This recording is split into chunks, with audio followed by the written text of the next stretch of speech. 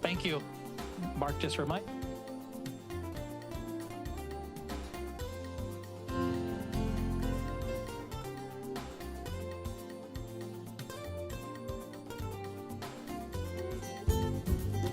Yuba-Sutter.live's local government live streams are presented by Plumas Lake Self-Storage in Plumas Lake, where lifelong local residents are helping other residents keep things safe, providing indoor storage units, outdoor RV and vehicle parking,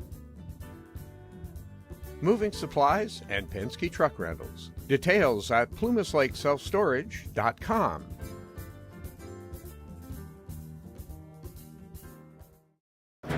Yuba-Sutter home garden and lifestyle expo. Friday to Sunday to the place to grow. Let's discover ways to make our lives shine bright. Join us for a weekend filled with pure delight. Get spiced, pampered, explore, munch, and see more than 100 vendors that bring variety. Get details at ysHome.show. Together we'll create. Let this passion flow.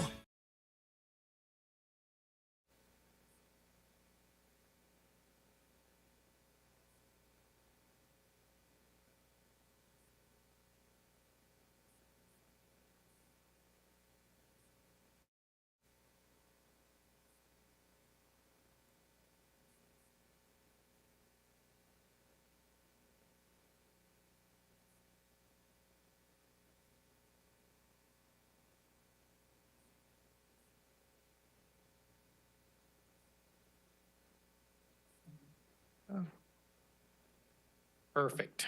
All right. We're going to move on to agenda item 2, which is public communication. Appearance of interested citizens. You are welcome and encouraged to participate in this meeting. Public comment is taken on action items appearing on the consent calendar or business items on the agenda when they are called. Public comment on any other items within the scope of the city's jurisdiction, including items not listed on the agenda, will be considered at this time. Public comment is limited to 3 minutes per speaker. Members of the public submitting written requests at least 24 hours before tonight's meeting will be allotted 5 minutes to comment per speaker. Repetitive comments may be limited, and large groups are encouraged to select representatives to express the opinions of the group. Do we have any comments from the public tonight? Do we have any comments from the public? Seeing none, we're going to move on through the consent calendar. All matters listed under consent calendar are considered to be routine and can be enacted in one motion. There will be no separate discussion of these items prior to the time that council votes on the motion unless members of the city council request specific items to be discussed or removed from the consent calendar for individual action. Do we have any public comments on the consent agenda items tonight? Any public comment on the consent calendar?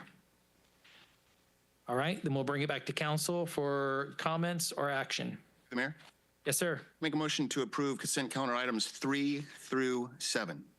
I have a motion. Do I have a second? Second. I have a motion and I have a second. All those in favor say aye. Aye. All those opposed say nay. Ayes have it. Motion carries. We're going to move to our business items. Agenda item 8. Yuba-Sutter Economic Development Corporation 2025 to 2030 5-year comprehensive economic development strategy, which we affectionately call SEDS, update. Public Works project update and the 2024 SEDS annual performance evaluation. Ms. Stranix, thanks for joining us. Good evening. Thank you for having us. Brenda Stranix, President and Chief Operating Officer of the Yuba-Sutter Economic Development Corporation, also the District Director for the Economic Development District, which is Yuba and Sutter counties. We are here tonight to do a few things. Normally, we're just giving you a 1-year update. This year, we'll be giving you that 1-year update as well as asking for a resolution and adoption for the 2630 SEDS, which is the next annual 5-year, and then we'll be back on an annual basis for updates. I would like to thank your city manager, Diana Langley, for her activity, her participation, and her guidance in the specifically in the public works projects for the city of Yuba City. It's important for those to be included as thoroughly as possible so that we can then seek funding from various federal and state agencies when appropriate. So with that, I'm going to introduce my colleague, Cynthia Roderick. Cynthia is the mastermind behind the comprehensive economic development strategy work. It's a big project, especially when we're closing out one 5-year cycle and developing a second cycle. So I'm going to turn it over to her. She's going to give you a quick update on some regional data, and then there are a few specific Yuba City projects that she'll be presenting. Thank you, Brenda. And thank you, City Council. So together we have a vision, and together we will build a thriving community through innovation, investment in our infrastructure, and a strong commitment to economic growth, creating an unparalleled opportunities and an exceptional quality of life in the Yuba-Sutter region. So the next few slides are going to be an overall view of the last 5 years and currently 5 years for the Yuba-Sutter region. Here I go again. Okay, so employment and workforce in the Yuba City MSA, that includes Yuba and Sutter counties, the cities of Live Oak, Marysville, Wheatland, and the city of Yuba City. We have had an employment growth. We grew by 1.7% over the year, and mostly it's been an upward trend in terms of employment and workforce in our region. Economic in the area, we've had a slight increase in the poverty levels. However, our well-being, with the exception of poverty levels, has been on the increase. Our median household income has grown and the average wages have grown. So we're keeping up. Our domestic product had a substantial movement, a 7.22% increase. We're still struggling with education attainment. I'm not sure how we can achieve growth in this, but we are struggling and we really need to do something about this. It's a significant challenge in our region and should be addressed immediately.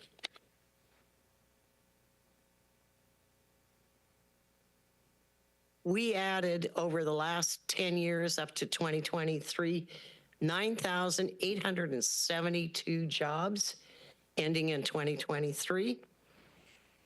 The top industries still remain as healthcare and social assistance, retail, educational services, accommodation and food services, agriculture remains at the top, and public administration.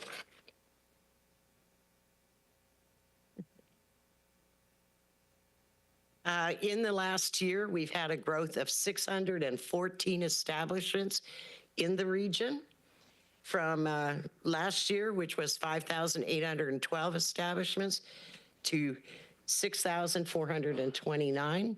So we are growing. Agriculture, which has a big impact in our area, increased by 4% in Sutter County and a whopping 35.7% in Yuba County. And just a reflection on how Beale Air Force Base affects us all, they executed $67.7 million in local contracts in fiscal year 2022, and it totaled 10,900 jobs in our area. In Yuba City, there were 24 new businesses that opened, which created a total of 336 jobs in our area. So good job. Just an overview of what Yuba-Sutter Economic Development has done for the area. We've had $1.7 billion in public investment and $76 million in private investment. We've expended a lot of hours to this scholarships, and would like you to note that there were the 677 jobs created and retained. I missed a slide here. Oh.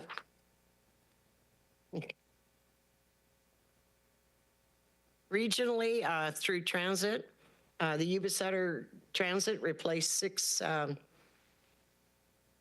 zero-emission buses and has a $55.8 million project. They're only short by about $3 million, so that project is definitely going through. And Yuba City had 2 public work projects that were completed in 2024 at a $9.05 million investment, and they have 9 projects slated for construction in 2025. And I wanted to mention that there were some that were just completed in 2024, but we will report on them next year. There were several housing projects in Yuba City.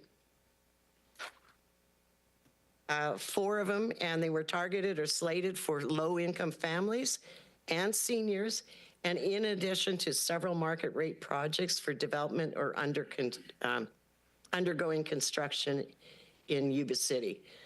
So there's Tranquil Harbor Estates, Merriment Village, Life Advancement Center, and Richland Village.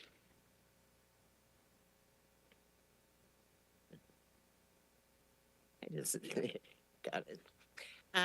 Culturally, overall quality of life, the Yuba-Sutter Arts and Culture has 7 ongoing projects in the area that impacts the arts and culture in our area. Sutter County Museum had over 9,000 visitors. The Sikh Parade had over 100,000, which was a huge impact to the city. The Swan Festival had hundreds. And other regional projects include the Buckeye Festival, the High Wheelers, Adventist Health, Ellis Lake Park. And in Yuba City, the Plumas Street Historic District and Water Tower improvements was a $2.236 million investment. Sutter Bike Path Extension, $2.48 million investment. And the Summer Stroll draws thousands of people to downtown Yuba City. In terms of regional safety, we do have the Yuba-Sutter Homeless Consortium. And they saw a lot of high usage in their services that they provided. About 95% homeless people did utilize the shelters. And other safety measures by Yuba City was the citywide signal hardware upgrades and the constructions to begin in 2025. There's roadway safety signing audit and upgrades, and pedestrian safety crosswalk and crosswalk upgrades, which is going to improve about 15 unsignalized intersections, primarily near schools. So that's a real brief presentation. The SEDS is available on Yuba-Sutter Economic Development's website, chooseyubasutter.com, and you can read the full report. And you can also read the full report of Yuba City Public Works projects also on our website. And if you have any questions, please, we'll be free to answer them. All right, thank you for being here tonight. Does the council have any questions or comments? Vice Mayor? Thanks for the report. It's always good to see the data. Can you go back to the education slide? Something that's of great concern to me. Oops. I got out of it. I'm sorry.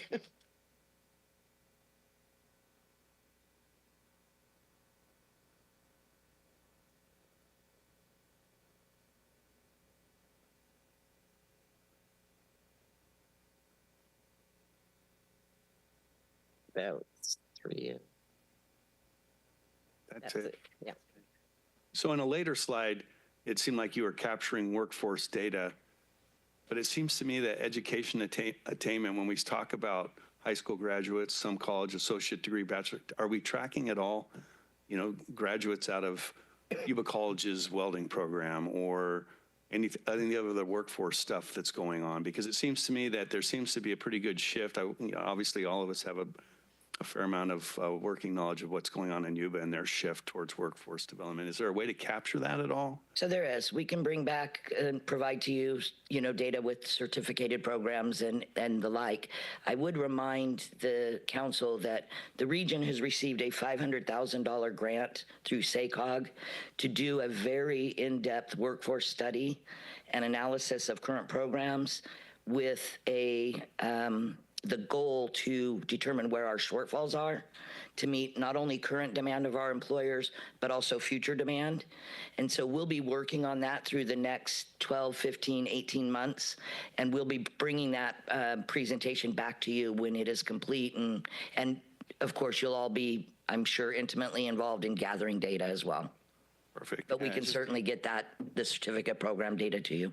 Thanks, Brenda. I just think that is a shift I know that they're trying to address, and it makes sense given, the state of the economy right now. Right. It's not always a bachelor's degree, right? No, what was most alarming to me, and we've struggled with this for years, this no high school diploma or no high school graduate or the declining high school graduates is extremely concerning to me. And maybe as we work through this workforce assessment and deliverables, we'll be able to determine what's causing that. What is the root cause of these young people not completing at least high school, right? So hopefully we can figure out what's going on there, what's causing that, and then make adjustments accordingly. And maybe it is more of the CTE programs, right? And getting kids focused on where their strengths are rather than, so they're not losing interest in obtaining a diploma, at least high school.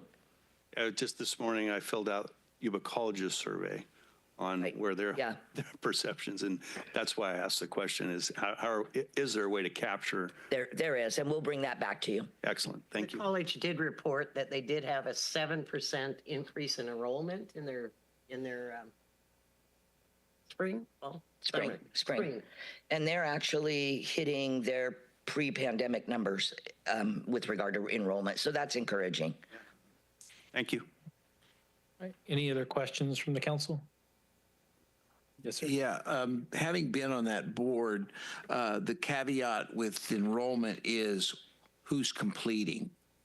That's the number that needs to be on the radar. There's a lot to start, but if you look at it, when the numbers matriculate down to, it's an average, I think, of 6 years for most people to get through Yuba College right now.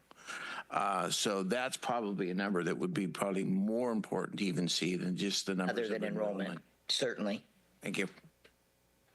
Any other comments or questions from the council? One question I have for you. I believe it was one slide back, the employment data. And nope, keep going. There we go.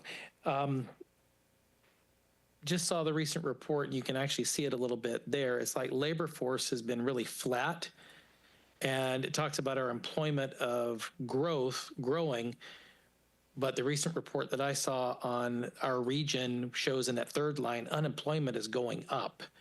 So how do those numbers all really relate there, and what are we doing about it, Bren? Because it's concerning that unemployment is going up in the Yuba-Sutter region. And it looks like we're gaining numbers. So is people relocating? Is it people coming from outside the area? What's driving up our unemployment? Do we know? I don't know that I have the answer to that. We're a farming agriculture community, so depending on when you're looking at the unemployment, but these are annual totals, and we did have an increase, a fairly significant increase in unemployment this last year. The economy has been strange. The political climate has been strange. I don't know if that's what's driving that. It very well could be. Okay, I just didn't know if you guys had any insight, from your perspective, what was causing it, because I just recently saw those numbers. So thank you. Any other comments or questions from the council? I got a question. Are these numbers, the labor force, are these taking into account people that commute out of our community to go work in Sacramento? Yes. It does. If they're residing here and are employed. They're employed, but where it's employed. And they're considered our labor force. Could we see what the transition is from how many people? Because years ago, I used to commute to Sacramento, and at 5 in the morning, and there wasn't anybody on the road. Now you get there at 4, and it's a stream of traffic, and that's concerning to me that we become totally a commuter community. It's significant. Okay. The commute patterns are very significant, and I can share that data with you. Oh, perfect. And actually, it's interesting to me when I look at that data and analyze it. Yes, we see a great number of people going out of the community, whether to Yolo or Sacramento County, Placer County, et cetera. And the commute pattern between Yuba County and Sutter County is almost identical. So that hasn't changed much over the last 20 years or so. But we are seeing an increase of people working outside Yuba-Sutter County and commuting from Yuba City, Marysville. Okay, thank you. Vice Mayor. Through the mayor, excuse me if this is a rookie question. So sitting on SACOG now, we are about to consider and approve local transportation funds coming back to Yuba City and Sutter County. And this year it's $1 million less. Do you guys track the total sales tax? And I mean, I'm searching for a reason why we would be going down that much money. $1 million less than last year? Yep. And that we get 1/4 cent of the sales tax, and it comes back to the county, and then it gets distributed, their formulas, to the cities, to Live Oak Us, and then the county keeps them. But our share, the county's overall share was down $1.1 million. I'm going, whoa, what happened here? You know, we went from like 7 million to 6 million, basically. Was there any explanation from There's SACOG? not, and I will ask them on Thursday. I just didn't know if you had a flavor for what. I don't, but I'll go back and use some of my magic tools and see if I can find an answer for you. Okay, because it just, you know, I know that the economy isn't as robust as it was, but that seemed like a pretty big number, That's significant. especially when it's roads. Yeah. And especially when we're seeing increase in establishments, we're seeing increase in labor force, we're seeing some of those things that don't really tie back to that. Right. And we're all paying more in tax on everything we're buying today, you know, Especially gas tax. especially the gas tax. Anyway, yeah, if you can, that would be awesome. Yeah, I'll see what I can find. All right, thank you. All right. Any other questions or comments here from the council? Then we will open this up to public comment. Is there any comments from the public concerning the SEDS presentation? Any comments from the public concerning SEDS presentation? All right, seeing none, I'm going to bring it back to the council because this is an action item for action or further discussion. We need to. Okay. Through the mayor. That's it? I'm sorry.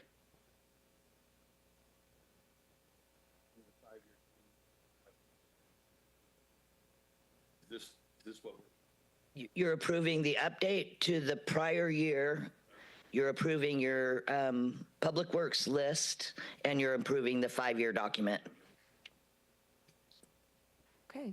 Okay. Through the mayor. Yes, ma'am. I move to adopt a resolution approving the 5-year 2025 to 2030 CEDS, the 2024 Comprehensive Economic Development Evaluation and Performance Report, and the updated appendices 1 Public Works projects, and authorize its submittal to the United States Department of Commerce Economic Development Administration. I have a motion. Do I have a second? Second. Okay. I have a motion and a second. And all those in favor say aye. Aye. All those opposed say nay. Ayes have it. Motion carries. Thank you for the overall presentation tonight, and I look forward to working with you in the future. Thank you for having us, and I'll get back to you with the data that you asked for. Thank you. Thank you. All right, let's move on to agenda item 9, which is a letter of commitment with Yuba County Sheriff's Department, potential future agreement to utilize RIMS integrated public safety software. Interim Chief Runyon, he's already there.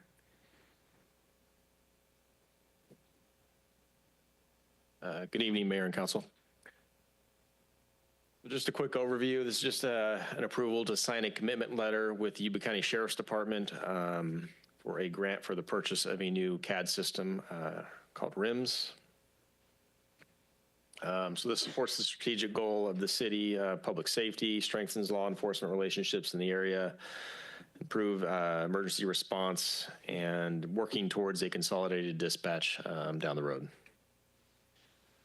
So Yuba County Sheriff's Department is currently seeking a grant in the amount of roughly $2.6 million, and that would, if they were to get it, it would fund the initial startup cost of a CAD system for Yuba City PD, Marysville PD, and Sutter County Sheriff's Department. Yuba County already has the CAD system.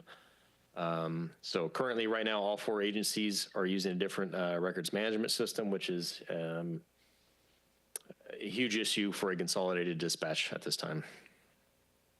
So the benefits of this obviously improves investigation collaboration with the other agencies because it's the same system. It can communicate with one another. Security and emergency response for law and fire. And again, like I mentioned, working towards a consolidated dispatch in mind.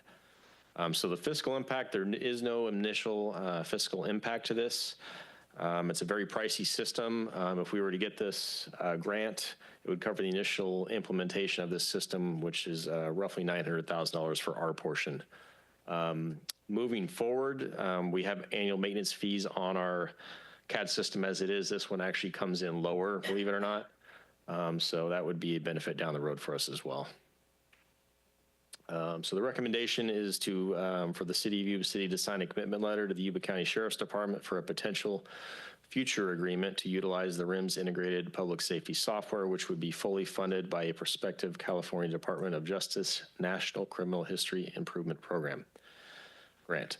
And adopt a resolution authorizing the city manager to execute the commitment letter with the Yuba County Sheriff's Department for participation in the RIMS integrated public safety software.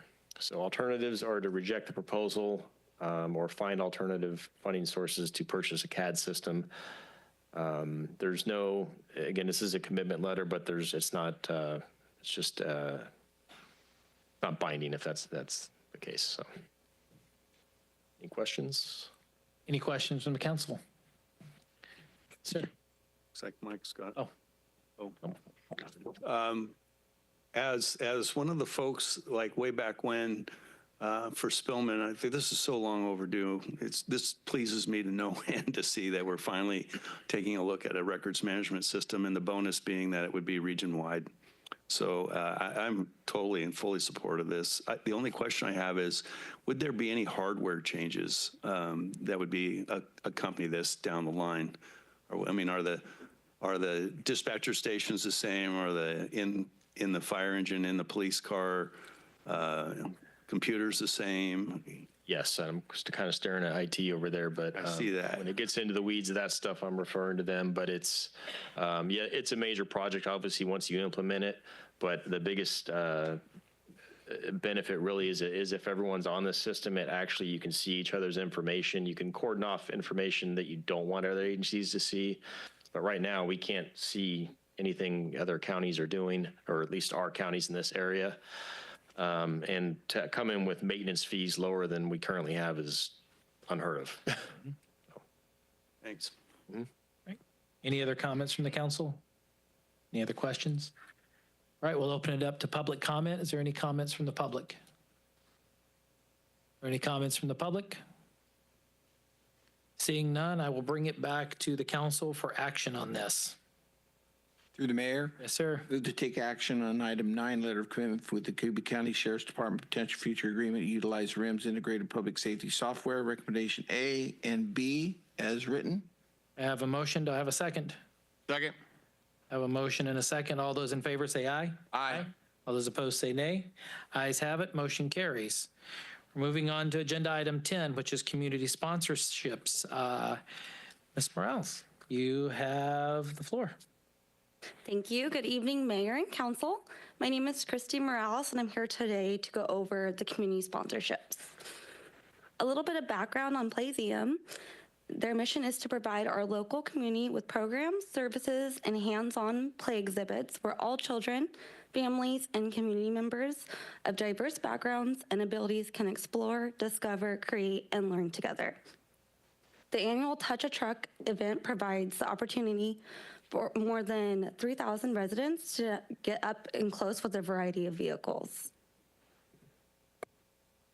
The request is to have a monetary sponsorship up to $2,000 and an in-kind services with participation of city staff and vehicles for the event. The temple annually organizes a community cultural parade, and this year it lands on April 6th. The parade celebrates the birth of Sri Guru Ravidas, the Sikh cultural, while also serving as a vibrant demonstration of our community's inclusivity and diversity. The request from the temple is a monetary sponsorship of $2,500. A monetary sponsorship of up to $4,500 would utilize the city's dedicated sponsorship accounts. Quarterly, the community events would be $2,500 quarterly, and both of these event sponsorships would be in Q3. We do have remaining funds from Q2 of $1,500, and as well as $1,000 from Q3 as well. The impact would be the $2,000 monetary sponsorship out of the community events account, and the estimated cost associated with staff time for the event, which is $1,325.68. The temple monetary sponsorship in the amount of $2,500 would be from the same account for community events. Alternatives would be 1, do not authorize the monetary sponsorship request. 2, approve the monetary sponsorship request with changes, or 3, provide staff with an alternate direction. The recommendation tonight is to consider the sponsorship request from Playzium and the temple, and if approved, adopt A and B. Thank you. Do we have any questions? Any questions from the council? So yes, on Playzium, it says up to 2,000. So we've sort of made a practice here of giving for what they need. Up to 2,000 seems like it could be $5 or it could be $2,000. They do have different tiers for the request. It's just like part of their package, ranging from 2,000 and then ranging all the way down to 100. So it goes 2,000, 1,000, 500, 250, and 100. Just depends on the package. Okay, and then, so we do have a range there. And so the in-kind is already 1,300 and whatever it was. So if we did 2,000 and the 1,000, we'd be at 3,025 or 3,325 and 68, correct? Yes. Okay. Through the mayor. Oh, yes, sir. Not a question, just a comment. I'd like to thank the staff for putting time in this and for the council to be considering it at this time. Both are worthwhile events. For the public who maybe not familiar with the Sikh event at the temple, it's located over on Hain Avenue. So if you walk out the front door of the Moose, that's Hain Avenue.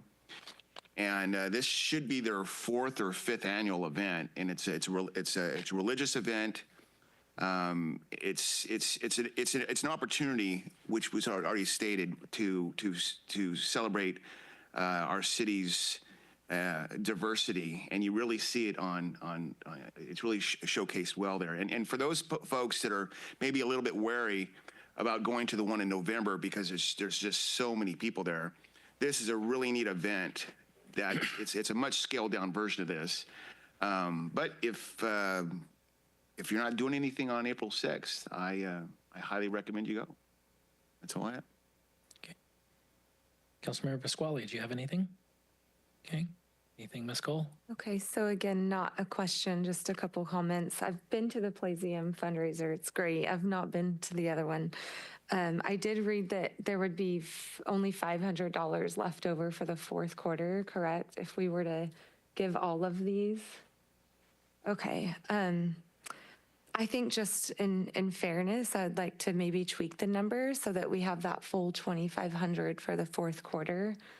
I don't know if that's a decision we make up here right now, but I'd love to give both of them everything, but I also feel like that just in keeping with the responsibility of what we should be doing per quarter, trying to put $2,500 in the fourth quarter would be a good idea. right. Thank you. You were right down the avenue of what I was thinking, because the spirit of when we originally set this aside was having money every quarter. And then to the vice mayor's point, we're already given Plaisium $1,300 in kind, because we have to pay our staff and our team and everything to go out and take the trucks there and everything.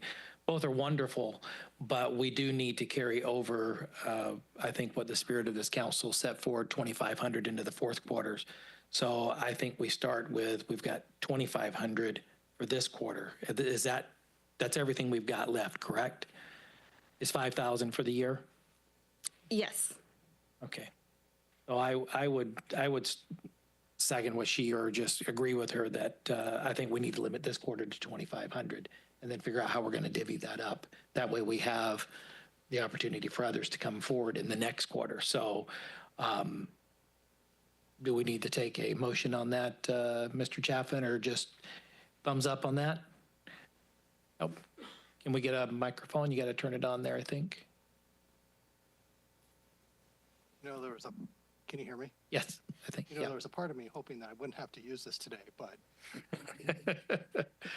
the Sierra beat me to this, so she was smart to know.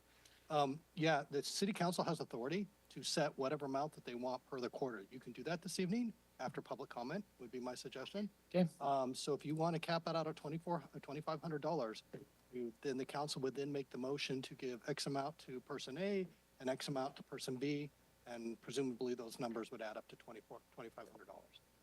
Okay, that helps me. You could also do it without prejudice for them to come back at a later quarter if necessary, if there were still funds for a follow-up, but that's up to the council. The only prejudice would be against our city attorney, so he can't come back and ask for more. I'm used to it. I'm used to it. All right, is there any other questions from the council right now, or we want to go ahead and open it up to public comment? Okay, right now we'll open it to public comment. Is there anyone from the public that would like to comment on the community sponsorship? Actually, we need you to go to the podium, please. State your name and address for the record. Hi, Stacey Howe with Plaisium. I'm the executive director, and I just want to thank you. Just to add a little bit, this is our 8th year for doing Touch a Truck, and every year we've been really successful at bringing together vehicles from private businesses as well as government agencies, and excited to have you guys there again this year and appreciate all your support. All right, thank you. Any other comments from the public? Any further comments from the public? Okay, hearing none, I'm going to bring it back to the council for further discussion and then some actions as we decide. What is the will of the council at all? We need to do the math. Yep, we need to do the math. So I'll make the first motion. I move that we limit this quarter's contributions to 2,500 to leave the remaining 2,500 to the next quarter. Second.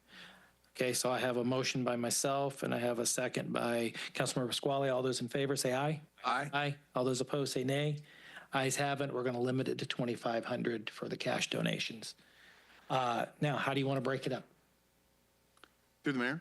Yes, sir. 50-50? Okay. Or is that a motion? Yes, I'll make a motion to split the 2,500 two ways between the two applicants. That'd be $1,250 apiece. The Yeah, 1,500. that's the other part. So do you factor in the in-kind into that? I would, to be fair. I mean, that's being utilized by Plaisium. Okay. So that would mean that there'd be a remainder of like 1,100 or so thereabouts, right? Mm-hmm. To the seat. Okay, so let me try to follow the bouncing ball, because the dollar value with the associated staff times, not in the 2,000 equation, but you want to charge out of the 2,000 for that and then give the remainder over to the temple. Is that where you're going, or split that? I'm trying to track. So let me think this through. Yeah, now I'm a little confused too. The in-kind is not at all included in the Not in the 25. 2,500. Okay, then my thought yesterday in reading through this was then 1,000 for Playseum, 1,500 for the seat. There you go. That's the math I did yesterday. Honestly, no reason or rhyme, but it seemed fair. Okay, I'm going to throw out the other wrench for you to think about. The 132568 comes out of our budget period. Yeah. Because that comes out of the general fund because we have people there. Do we want to use the community sponsorship money to replace the 132568 out of the general fund as the contribution, or do we just want to eat it? That's kind of the bigger question. Once we decide that, then we'll know what we've got left. I think you start nibbling on precedent if we start taking Mm-hmm. and having the establishment $500. Staff is saying it's going to cost us $13.25 as much as I would love to give both of them $5,000. It's this is pencil out that budget. We've got a deficit. Yeah. Okay, so if I follow that train of thought, then what we're doing is we're taking 2,500, looking at Playseum, getting 132568 in kind, but we're going to use the community fund to backfill the general fund. And that leaves us the remainder for a cash contribution. You one or both. So that'd be like $1,100. Ain't that real close? Am I tracking what your intent was? Okay. So what does the So through the mayor, my understanding of the motion would be to adopt a resolution approving a sponsorship request from the Playseum in the amount of $1,325.68 for staff time and costs associated with the event, and also adopt a resolution to approve a monetary sponsorship request from the temple in the amount of $1,174.32, which collectively is $2,500. Is that correct? I think you earned your keep tonight. You're there. So was that the intent you had, sir? Okay, any questions? No. Hearing none. Okay, then I think you have a Yeah, it's okay with me. I was actually thinking that the city would eat just that 100 and something dollars to truly make it equal. Does that make sense? So that it would be the 2,500 cut in half. The Sikh would get $1,250, Playseum would get $1,250, and then the city would eat that 100 and something dollars. I will help you with that, sir.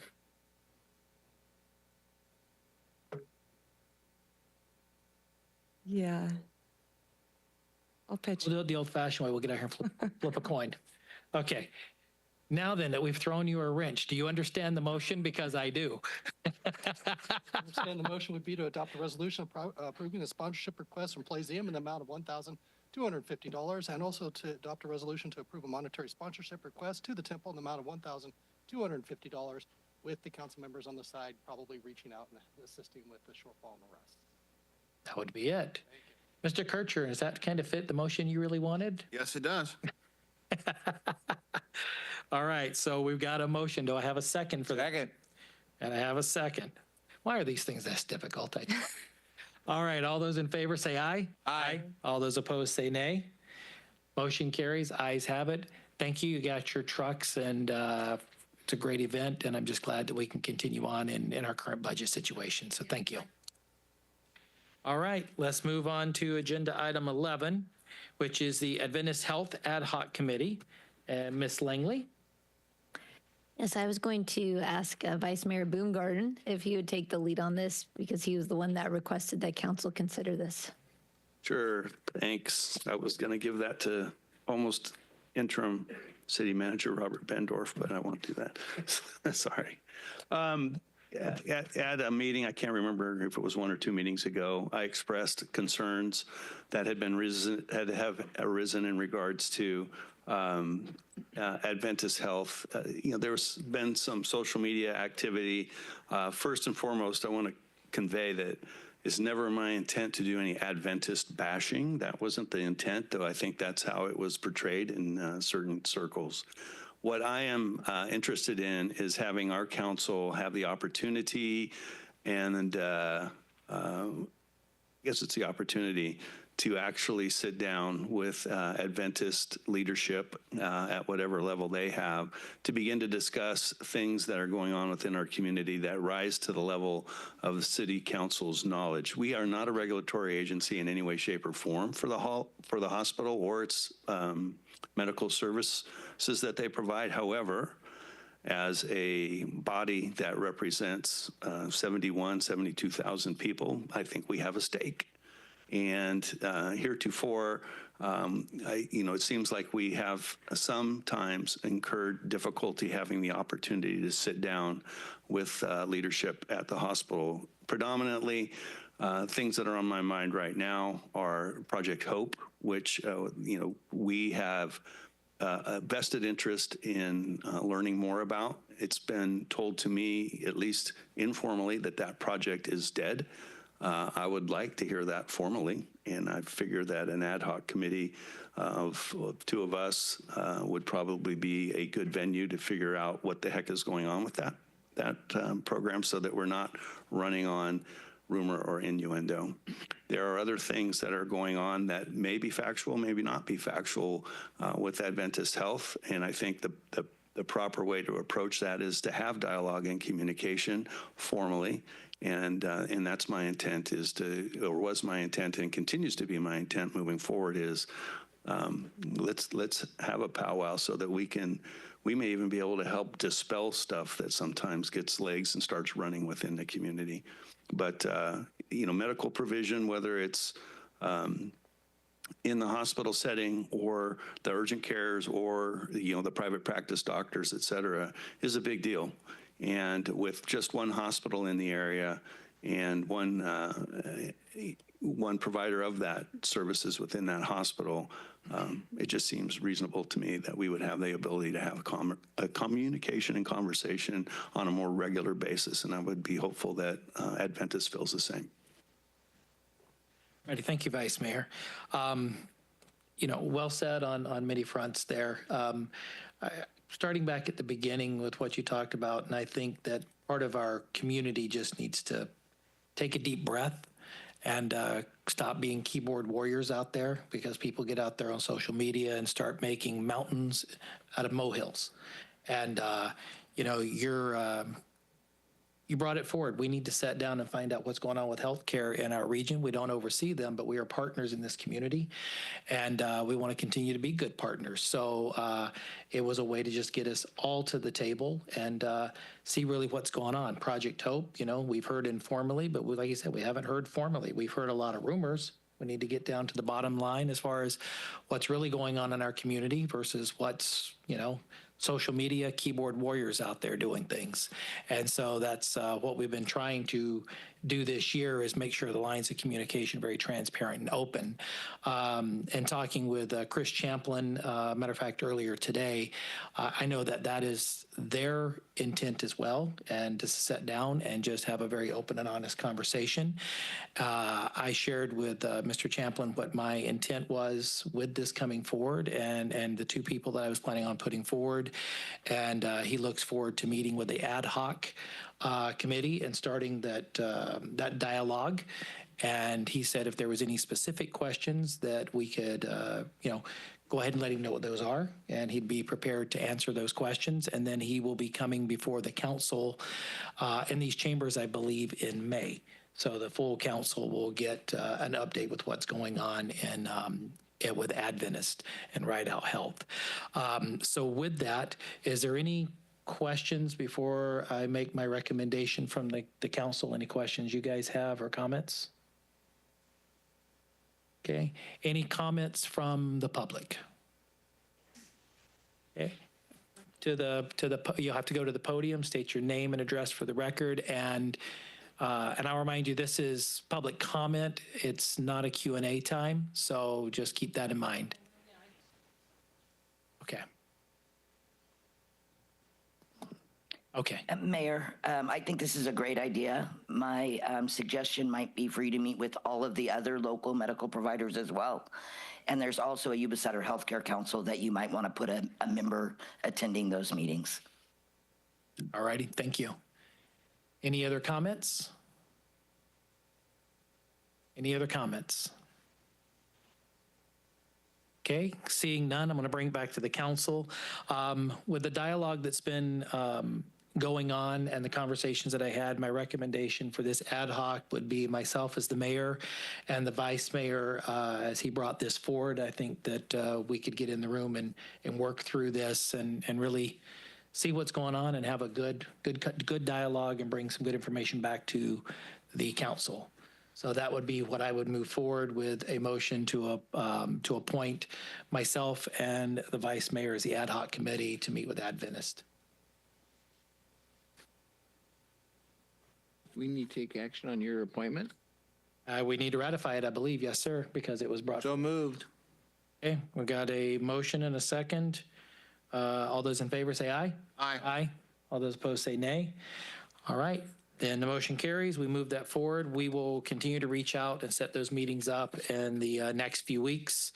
And I'll be working with yourself, Mark. If there's any specifics, we'll get those over to Chris. So, all righty. Moving on to agenda item 12, future agenda items. Is there anything from the council that they want brought forward in the next few weeks? Through the mayor? Yes, sir. I was contacted by one of my constituents about A Street and the use of it as a thoroughfare for people delivering and picking up their children from Bridge Street School. It's possibly having it monitored a little better than it is. There are no sidewalks from Hawthorne all the way to the school, and there was some grave concern there from one of my constituents that we could see about. Would it be possible to get an update on this thoroughfare at a future council meeting?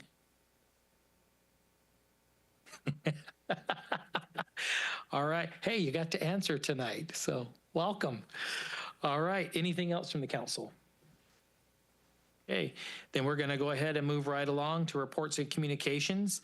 And the first one we're going to start with is the city manager's report. Ms. Langley. Thank you. So just to follow up on Merriman Village, Vice Mayor Boomgarden and Councilmember Pasquale and Doug Libby and I were able to meet with HCD on Monday, and I'm hoping one of the council members can report on the outcome of that meeting. We also have a follow-up Habitat Ad Hoc Committee meeting tomorrow afternoon. This will be my final day to acknowledge that there is Waffle Wednesday next Wednesday. So thank you to the Senior Commission. And I also want to thank council. They know me well, that I don't like public recognition. They acknowledged me prior to the council meeting. So thank you very much. Thank you. We're under city manager, so Mr. Bendorf, is there anything you would like to add tonight as you're going to be coming on as the interim? And we are your monkeys and this is your circus, as I call it. Well, similar to Diana, thank you, Mr. Mayor. Similar to Diana, I'm the same way. I'm not really much on the recognition. It's your council that does the business. We're here to support you.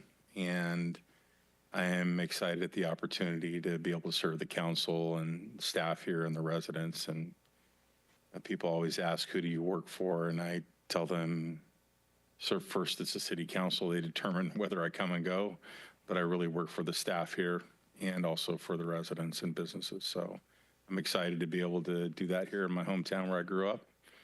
And I know there's big shoes to fill with Diana. I've had the luxury of working with her for many years, and I'm going to miss her presence here. But thank you for the opportunity. And thank you. We're looking forward to the journey ahead. So thank you. We'll move on to council reports. I want to mix it up tonight. So Councilmember Kirchner. How about you, sir? Thank you, Mr. Mayor. Since we last met, I attended a Regional Water Authority meeting down in Sacramento. The only action item was to ratify the 2025 Executive Committee. There was we had a vacancy, and they held an election, ratified the position. Mosquito vector was the appointment of a district entomologist. I knew I was going to say that wrong. Entomologist. They study bugs, and they got that person on. And but the one thing that they shelved for the next meeting was they appointed an ad hoc to take a look at the defined contribution plan versus the defined benefit plan. And so we were supposed to receive a report from that ad hoc, and they decided to shelve that for till the next meeting. Lastly, I was fortunate enough to be invited to a mock jury trial right next door between Sutter High School, the students of Sutter High School, and the students of Marysville High School. And it was presided by Jesse Santana, made the front page. David Flores, brother of Supervisor Dan Flores, was the one who initiated this. And the level of maturity and the professionalism that these students, it was amazing. And the plan is to continue to do this and hopefully involve some of the other schools, such as Yuba City and River Valley. It was really exciting just to be a part of that. I got to say something really quickly about our soon-to-be former city manager. The last couple of months, I was speaking to a former city employee, and I won't mention his name, but what he told me was, in his time with the city of Yuba City, he'd seen he'd worked for many city managers, and he'd also worked for many school principals, and that Diana was the best boss he'd ever had. And with that, I'll conclude my report. All righty. Councilmember Cole. So, no commissions or committees to report on, but I did graciously get a tour of the water treatment plant bright and early. So thanks, Ben, a few weeks ago. And a ride along with Spencer at the police department, which was awesome too. Thank you, Chief Runyon, for arranging that. And finally, 2 ride-alongs with Fire Station 1 and 4. So it's been such a pleasure and honor to get to know our staff. And if they didn't already know it, I am on your side. I'm an ally, and we have really great staff working for Yuba City. And then kind of on another note, I want to welcome back to Earth American astronauts Sunny and Butch. That's all. All righty. Councilmember Pasquale. Thank you, Mayor. Attended my first GSEC meeting down in Sacramento last week. It was very enlightening. In a sidebar with the executive director, our opportunities here are very limited, and the opportunity that they see for us in our community is the ag manufacturing, but we've got zero availability of properties. We have no properties at these types of businesses, and that was of grave concern to me. So that's something we possibly want to start using whatever resources we can get together to bring that to the forefront so that we can start getting some inventory of properties that they were talking about that with the economic development.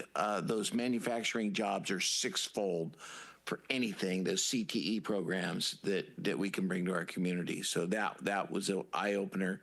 I was installed as a board member at this point now. Mark, do you want to tag team the HCD ad hoc, or would you like to take it? Or okay, okay. The thing I took away from our ad hoc with HCD, I was straight up with them and I asked them, were they the decision makers that I was speaking with? And they assured me that they were. And what I came away with, their availability of what they could decide was possibly extending time to the Merrimack Village through Habitat's ability to continue on with this. We were very thorough, Mark and I were very thorough about asking questions of how we could juggle or possibly make this come about in our community. And it comes down to one clear thing. They need to have their funding in place. We can't do this shell game yeah, maybe kind of sort of, we can borrow Peter and pay Paul, all these things. And the one thing that we came away with from them, and this is from the state, is only thing they can do is give them time. Possibly. That might even have to go all the way to the governor. We're not sure. With that, I conclude my report. Thank you. Mr. Vice Mayor. I'll start there. A couple quick bullets. Number one, there was 4 HDC folks in there, and one of them was the assistant to the director. So Michael Pasquale hit it on the head. I do believe we had decision makers in the room. So no additional funds available. So there isn't any more ability for us or the county or Habitat, for that matter, to go out and ask for more home key funds. Those won't be coming. The dollar amount that they provided for the grant was based on a per unit basis. So you can't skinny it down and say, okay, well, we have 71 units, can we just build 60? That's not permissible either. So you can see we were trying to do a lot of different things in this meeting. We did ask if the funding that had been returned by the city of Long Beach would be available, and that was a hard no. So that's not available. So as Councilman Pasquale mentioned, really the thing that we can do is this, as far as one of the awardees is ask for an extension. I know there's been some other conversations going on today with Habitat. I know that we've also met with the county. Is there a role for the county to play? Possibly, but that's to be determined. We did commit to HCD, sorry, that we want to see the project go. And I mean, we're not trying to kill the project. However, we cannot burden the citizens of Yuba City with a debt, especially given the current financial situation we are. So really where I think we're at, and this is my assessment coming out of the meeting, is working with Habitat to determine if we want to, and I hope we do, ask for an extension, and then continue to work with them to seek out gap funding, whether through many means. And I know, again, they've been speaking with some financial institutions. That is permissible if we so choose. So that's pretty much, I don't, typically we don't have questions and answers during this time but if any of you have a question of Michael or I regarding, this is a big project, right? We don't want to see $24 million go someplace else if we can help it, but questions? Okay. Let me ask you one, Mark, because we've all been embedded with this project for the last 2 weeks, really heavy. Is there anything that you feel that we've left on the table at this point, or anything further we can do at this point other than trying to get them more time to go get all of their ducks in a row? Yeah, I think we need to be an active partner with them and not just rely on them to try to figure it out.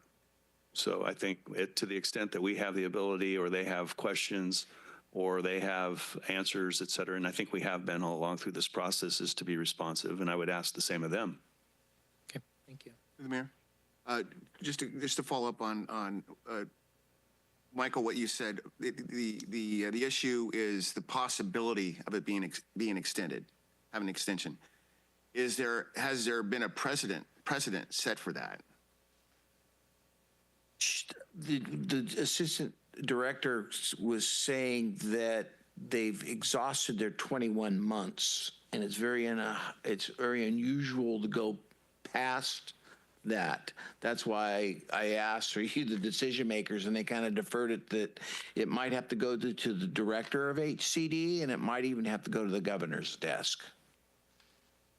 I would agree with that. I think that the flavor I got back from it is they do not want to take the money back, but they absolutely know the predicament, if you will, or the challenge that the city of Yuba City feels.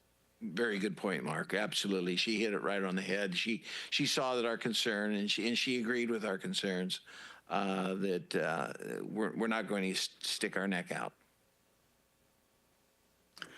So on a little different note, at the Regional Housing Authority, we did get a little bit of good news on Richland Village. Michael was there.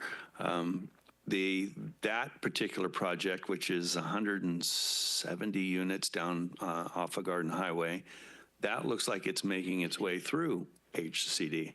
And so it has not been awarded yet, but signs are it's made it to the next level, which is a very good sign for that project.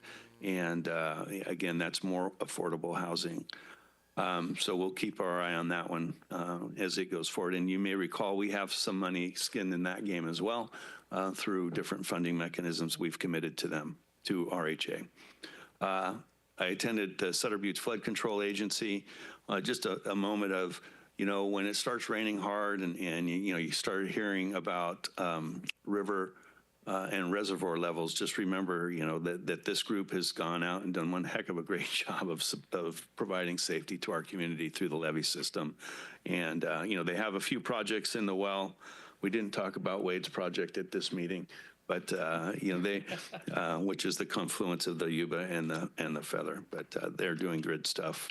Attended LAFCO, Local Agency Formation Commission, moving forward with the fire services, all county fire departments, municipal services review. I think we said that we're going to see a draft report, or at least a report, in the next few months. So that will be good. That's long awaited. New member on that LAFCO board is Jeff Stevens. And we talked a lot about habitat. So there were several meetings with that. That's all I have for tonight, Mayor. Thank you. All right, thank you, sir.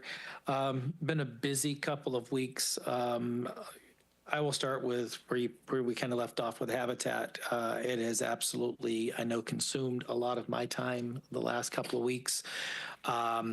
I want to say thank you to Assemblymember James Gallagher and his office, because they helped facilitate that meeting that you guys were able to get to, and they've been a great resource in this. So in saying that, know that the city is not leaving anything on the table. We want to see this project go. We are trying to do everything we can. And just my personal take, if we get this thing across the line, it's going to be because of all the efforts that all of the municipalities are really putting together at this point to try to overcome the gap funding. So stay tuned. There's going to be a lot more to come. Met with the DBA at their monthly meeting the best I could. I think you were there, sir. Basically, they're moving forward with a lot of things. They have their typical concerns with what's going on downtown. I know that we are looking at some potential ordinances and stuff for the downtown district for what's allowed down there. So that will be coming forward shortly. Did another interview with KOVR 13. What we've been doing is hit the radar. They came up to talk about habitat. And thank you for covering that. They did a great job. We've been trying to get our message out with our city videos. Those will continue. Thank you, Vice Mayor, for joining me on the last one. Yep, you covered us as well. Thank you. One thing that we embarked on, and we've got the outreach ad hoc, is we're trying to make sure people get the right information and everything out there this year. So stay tuned to the videos. We're trying to keep them short, sweet, and to the point. And there's more to come, because we want everybody to know what's going on and be very transparent with things. And then I also attended Sabufka, which the Vice Mayor just covered. I did think they brought Wade's project up. Didn't it involve a canoe and a shovel? Kayak, that's what it was. They said you would just take care of that for us.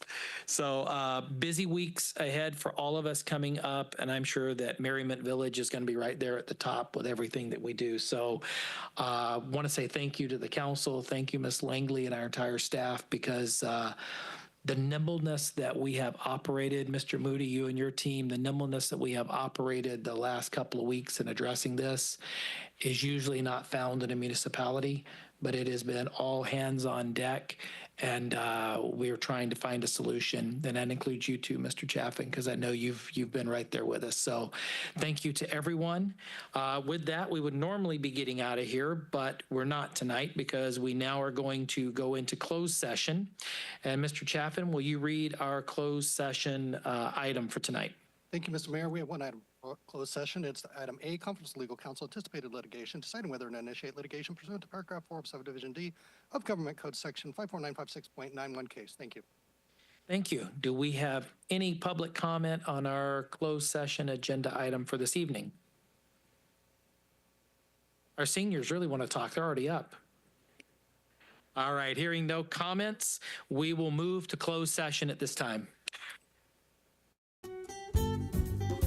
Yuba-Sutter.live's local government live streams are presented by Plumas Lake Self-Storage in Plumas Lake, where lifelong local residents are helping other residents keep things safe, providing indoor storage units, outdoor RV and vehicle parking,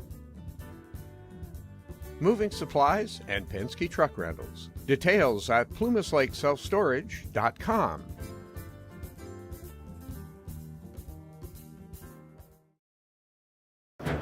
Yuba-Sutter, home, garden, and lifestyle expo.